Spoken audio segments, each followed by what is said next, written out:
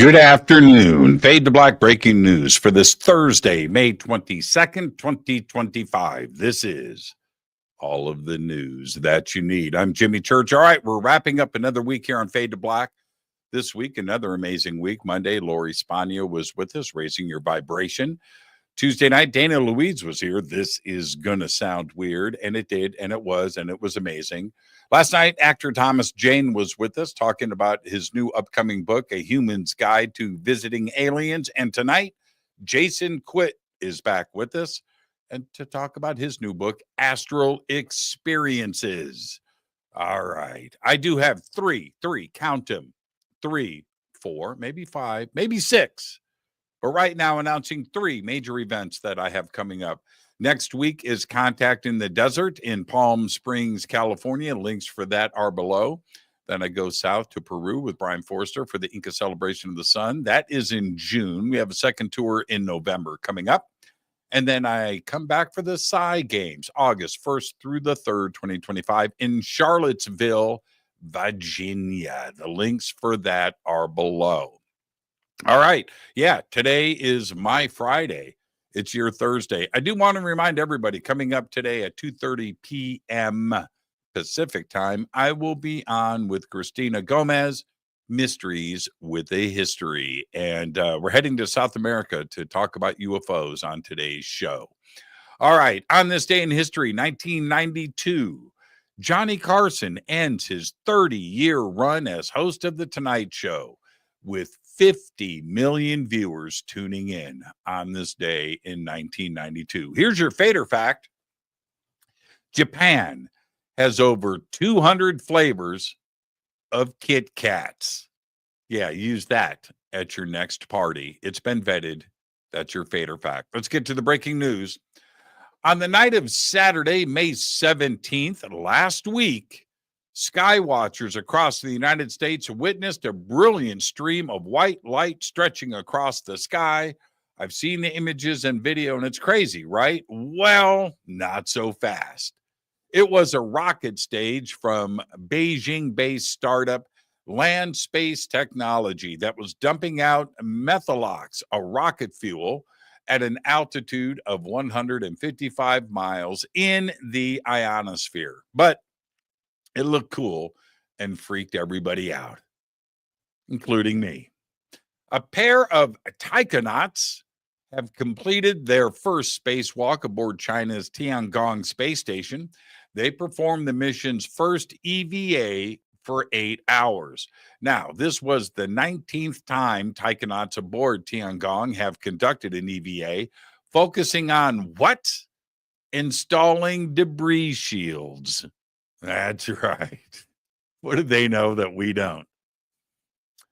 The state of New York is doing away with allowing kids as young as 11 to deliver newspapers. Yeah, it was a rite of passage, I thought, right?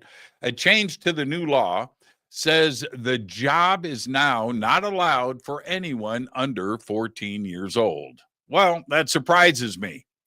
I haven't seen a newspaper in 20 years. I didn't know they were still around. All right. Astronomers have confirmed that MOM-Z14, that's MOM, by the way, MOM-Z14, a distant galaxy spotted by the James Webb Space Telescope, is the earliest ever seen. And earliest also means the farthest.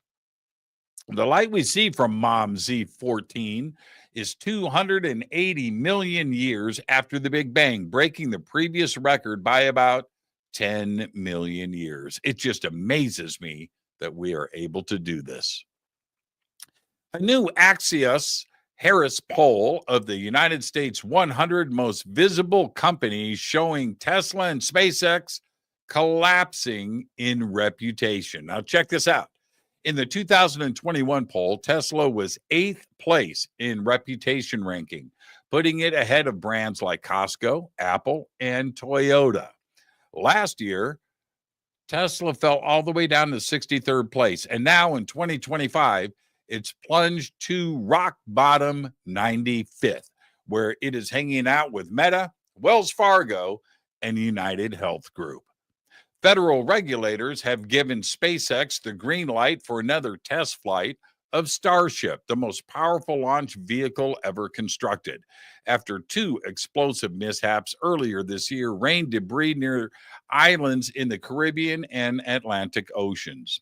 The Federal Aviation Administration, the FAA, which licenses commercial rocket launches, said today that SpaceX can move forward with the next launch attempt while an investigation into the vehicle's most recent failure, during which it exploded near the Bahamas, is ongoing. Wow. I'm just going to leave that right there because finally, I'm going to leave you with this. Check this out. The Chicago Sun-Times newspaper, yes, it's still around, just published a summer reading list of books on Sunday. It turns out that many of the books on the list are fake and were created with artificial intelligence. The very first book on the list, it's called Tidewater Dreams by Isabel Allende, is completely fake. That's right.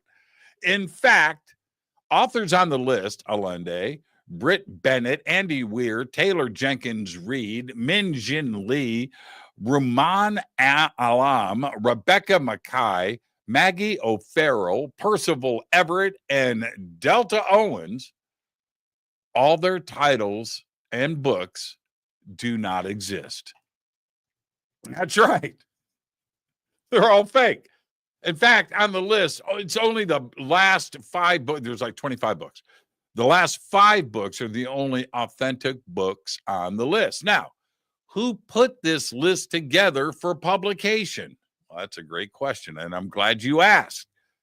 It was freelance writer Marco Biscaglia, who obviously used AI to create the article. He didn't read it, didn't check it out, and then just got it published. No word if he got paid. Seriously. There you go. There's all the Fade to Black breaking news that you need for this Thursday, May 22nd, 2025. Fade to Black breaking news is produced by Renee Neumann. I'm Jimmy Church. I got a busy day today. It's my Thursday. It's Thursday, my Friday. I'll be on with Christina Gomez at 2:30 p.m. Pacific time for Mysteries with the History. And then tonight on Fade to Black, Jason Quitt is back with us. Astral Experiences. Now, I was thinking about this earlier today.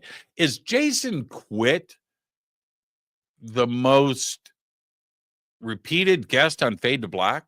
Has he had more appearances on the show than anybody else over the years? Yeah. I'm going to leave that to you to check that out. I was thinking about that earlier today. He deserves it. But for now, all I've got is Go Back Tappy.